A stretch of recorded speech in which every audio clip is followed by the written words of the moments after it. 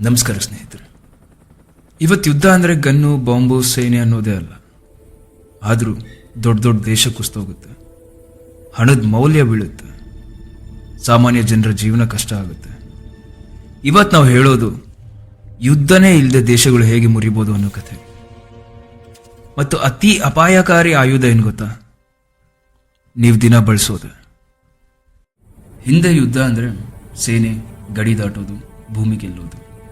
ಆದರೆ ಇವತ್ತು ಜಗತ್ತು ಒಂದಕ್ಕೊಂದು ಕನೆಕ್ಟ್ ಆಗಿದೆ. ಎಲ್ಲ ದೇಶಗಳು ವ್ಯಾಪಾರದಿಂದ, ಹಣದಿಂದ, ತಂತ್ರಜ್ಞಾನದಿಂದ ಒಬ್ಬರ ಮೇಲೆ ಒಬ್ಬರು ಅವಲಂಬಿಸಿದೆ. ಇವತ್ತು ದೇಶನ ಸೋಲ್ಸೋಕೆ ಸೇನೆ ಬೇಕಾಗಿಲ್ಲ, ಸಂಪರ್ಕ ಕಟ್ ಮಾಡಿದ್ರೆ ಸಾಕು. ಸ್ಯಾಂಕ್ಷನ್ಸ್ ಇದೊಂದು ಕಾಣದ ದಾಳಿ ಥರ. ಸ್ಯಾಂಕ್ಷನ್ಸ್ ಅಂದರೆ ಯುದ್ಧ ಅಲ್ಲ, ಆದರೆ ಅದರ ಪರಿಣಾಮ ಯುದ್ಧಕ್ಕಿಂತ ಭಯಾನಕ.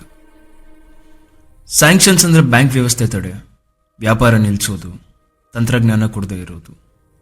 ಯಾವುದೇ ಬಾಂಬ್ ಹಾಕ್ತಾನೆ ಒಂದು ದೇಶನ ಜಗತ್ತಿಂದ ಒಂಟಿ ಮಾಡಿಬಿಡುತ್ತೆ. ಹಾಗಿದ್ರೆ ಇದರಿಂದ ಹೆಚ್ಚು ಕಷ್ಟ ಯಾರು ಪಡೋದು? ಸರ್ಕಾರನ ಅಥವಾ ಸಾಮಾನ್ಯ ಜನರ? ಇವತ್ತೊಂದು ದೇಶ ನಿಂತಿರೋದೇ ತನ್ನ ಹಣದ ಮೇಲಿರೋ ನಂಬಿಕೆಯಿಂದ. ಸ್ಯಾಂಕ್ಷನ್ಸ್ ಬಂದಾಗ ಹೂಡಿಕೆದಾರರು ಹೊರಟೋಗ್ತಾರೆ, ಕರೆನ್ಸಿ ಮೌಲ್ಯ ಬೀಳುತ್ತೆ, ಬೆಲೆಗಳು ಏರ್ತಾ ಹೋಗುತ್ತೆ. ನಿಮಗೆ ಸಂಬಳ ಬರುತ್ತೆ, ಆದರೆ ಅದಕ್ಕೆ ಯಾವ ಬೆಲೆನೂ ಇರಲ್ಲ. ಒಂದು ಬಾಂಬ್ ಮನೆ ಹೊಡೆಯೋ ಕೆಲಸ ಮಾಡಿದ್ರೆ ಹಣ ಕುಸಿತ ಜನರ ಭವಿಷ್ಯನೇ ಉಳಿಯುತ್ತೆ. ಇದಕ್ಕೆ ಮಾಡರ್ನ್ ಎಕ್ಸಾಂಪಲ್ ಅಂದರೆ ರಷ್ಯಾ ಮತ್ತು ಯುಕ್ರೇನ್ ವಾರ್. 2022ರಿಂದ ರಷ್ಯಾ ಮತ್ತು ಯುಕ್ರೇನ್ ನಡುವೆ ಯುದ್ಧ ನಡೀತಾನೆ ಇದೆ. ಇಲ್ಲಿ ಯುದ್ಧ ಅಂದರೆ ಕೇವಲ ಸೇನೆಗಳ ಹೊಡೆದಾಟ ಮಾತ್ರ ಬರಲ್ಲ, ಇದರ ಜೊತೆಗೆ ಹಣ ಮತ್ತು ಆರ್ಥಿಕ ಒತ್ತಡವೂ ದೊಡ್ಡ ಪಾತ್ರ ವಹಿಸುತ್ತೆ. ಯುದ್ಧ ಶುರುವಾದ ಮೇಲೆ ರಷ್ಯಾ ಮೇಲೆ ಜಾಗತಿಕ ಮಟ್ಟದಲ್ಲಿ ಸ್ಯಾಂಕ್ಷನ್ಸ್ ಹಾಕಲಾಯಿತು.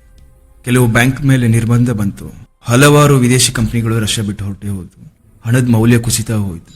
ಆದರೆ ಪರಿಣಾಮ ಬಿದ್ದಿದ್ದು ಸಾಮಾನ್ಯ ಜನರ ಮೇಲೆ. ಬೆಲೆ ಏರಿಕೆ, ದುಬಾರಿ ಜೀವನ, ಭವಿಷ್ಯದ ಬಗ್ಗೆ ಅಶಾಂತಿ. ಇದರಿಂದ ಒಂದು ವಿಷಯ ಕ್ಲಾರಿಫೈ ಆಗೋದೇನೆಂದ್ರೆ, ಇವತ್ತಿನ ಯುದ್ಧಗಳಲ್ಲಿ ಗನ್ಸ್ ಮತ್ತು ಬಾಂಬ್ಸ್ ಎಷ್ಟು ಇಂಪಾರ್ಟೆಂಟ್ ರೋಲ್ ಪ್ಲೇ ಮಾಡುತ್ತೋ, ಹಣ ಹಾಗೂ ಎಕನಾಮಿನೂ ಅಷ್ಟೇ ಇಂಪಾರ್ಟೆಂಟ್ ರೋಲ್ ಪ್ಲೇ ಮಾಡುತ್ತೆ. ಇನ್ನು ಮೂರನೇದ್ದು ಫ್ಯೂಲ್ ಅಂದರೆ ಇಂಧನ. ಇಂಧನ ಅಂದರೆ ಬರೀ ಪೆಟ್ರೋಲ್ ಮಾತ್ರ ಬರಲ್ಲ. ಇಂಧನ ಅಂದರೆ ವಿದ್ಯುತ್, ಫ್ಯಾಕ್ಟ್ರಿ, ಸಾರಿಗೆ, ಕೃಷಿ ಎಲ್ಲವೂ ಸೇರುತ್ತೆ. ಒಂದು ವೇಳೆ ಫ್ಯೂಲ್ ಸ್ಟಾಪ್ ಮಾಡಿದ್ರೆ ಜಾಬ್ಸ್ ಹೋಗುತ್ತೆ, ಜಾಬ್ಸ್ ಹೋದರೆ ಆಹಾರ ದುಬಾರಿ ಆಗುತ್ತೆ. ಒಂದು ವೇಳೆ ಆಹಾರ ದುಬಾರಿ ಆದರೆ ಜನರ ಜೀವನ ಅಸ್ವಸ್ಥ ಆಗುತ್ತೆ. ಇಂಧನ ಅವಲಂಬನೆ ದೊಡ್ಡ ದೇಶವನ್ನು ಕೂಡ ದುರ್ಬಲ ಮಾಡುತ್ತೆ. ಇನ್ನು ನಾಲ್ಕನೇದು ಆಹಾರ. ಇದೊಂದು ಅತಿ ಅಪಾಯಕಾರಿ ಆಯುಧ. ಇತಿಹಾಸ ಒಂದೇ ಮಾತು ಹೇಳೋದು, ಹಸಿವು ಬಂದರೆ ಮನುಷ್ಯ ಶಾಂತವಾಗಿರೋಲ್ಲ ಅಂತ. ಆಹಾರ ಅವಲಂಬಿಸಿರೋದು ಇಂಧನ, ಗೊಬ್ಬರ, ಸಾಗಾಣಿಕೆ ವ್ಯವಸ್ಥೆ. ಒಂದು ಕೊಂಡಿ ಮುರಿದ್ರೆ ಕೊರತೆ, ಬೆಲೆ ಏರಿಕೆ, ಗಲಾಟೆ. ಹಸಿದ ಜನ ಯಾವತ್ತೂ ಕಾರಣ ಕೇಳೋಲ್ಲ. ಇನ್ನು ಐದನೇದು ಮಾಹಿತಿ ಯುದ್ಧ. ಇದು ಗಡಿಲಾಡೋ ಯುದ್ಧ ಅಲ್ಲ, ಇದು ಸೋಷಿಯಲ್ ಮೀಡಿಯಾ ಹಾಗೂ ಮೀಡಿಯಾದಲ್ಲಾಗೋ ಯುದ್ಧ. ಇಲ್ಲಿ ಸುದ್ದಿ, ಅಭಿಪ್ರಾಯ ನಿರ್ಮಾಣ ಒಂದು ದೇಶವನ್ನೇ ಅಸ್ಥಿರ ಅಂತ ತೋರಿಸ್ಬಿಟ್ರೆ ಅದು ನಿಜವಾಗ್ಲೂ ಅಸ್ಥಿರ ಆಗುತ್ತೆ. ಇದು ನಿಜ ಸುಳ್ಳಿನ ಯುದ್ಧ ಅಲ್ಲ, ಇದು ನಂಬಿಕೆ ಮೇಲೆ ನಿಂತಿರೋ ಯುದ್ಧ. ಸೊ ಫೈನಲಿ ಇದರಿಂದ ತಪ್ಪಿಸ್ಕೊಳ್ಳೋಕೆ ಸಾಧ್ಯನಾ? ಕೆಲವು ದೇಶಗಳು ಬೇರೆ ಬೇರೆ ವ್ಯಾಪಾರ ಮಾಡ್ತವೆ, ಚಿನ್ನ ಸಂಗ್ರಹಿಸ್ತವೆ, ಸ್ವಾವಲಂಬನೆ ಯೋಚಿಸ್ತವೆ. ಆದರೆ ಸತ್ಯ ಏನಂದ್ರೆ, ಇವತ್ತಿನ ಜಗತ್ತಲ್ಲಿ ಫುಲ್ ಫ್ರೀಡಮ್ ಆಗಿ ಬದುಕೋದು ತುಂಬ ಕಷ್ಟ. ಕನೆಕ್ಟ್ ಆಗಿ ಬದುಕೋದು ಎಷ್ಟು ನಮ್ಮ ಶಕ್ತಿ ಅನಿಸುತ್ತೋ ಅದು ನಮ್ಮ ದುರ್ಬಲತೆಯೂ ಕೂಡ. ಮುಂದೆ ಬರೋ ಯುದ್ಧದಲ್ಲಿ ಗನ್ಸ್, ಬಾಂಬ್ಸ್ ಮಾತ್ರ ರೋಲ್ ಪ್ಲೇ ಮಾಡಲ್ಲ. ಹಣ, ಇಂಧನ, ಆಹಾರ, ಎಕನಾಮಿಕಲ್ ಪ್ರೆಷರ್ ಹಾಗೂ ನಿಮ್ಮ ಟಿವಿಲಿ ಬರೋ ಅಭಿಪ್ರಾಯಗಳು ಕೂಡ. ಆದರೆ ಇದರ ಪರಿಣಾಮ ಬೀಳೋದು ಸಾಮಾನ್ಯ ಜನರ ಮೇಲೆ. ಹೊಸ ಯುದ್ಧಗಳಲ್ಲಿ ದೇಶ ಮೊದಲು ಸೋಲೋದಿಲ್ಲ, ಜನರು ಮೊದಲು ಸೋಲ್ತಾರೆ.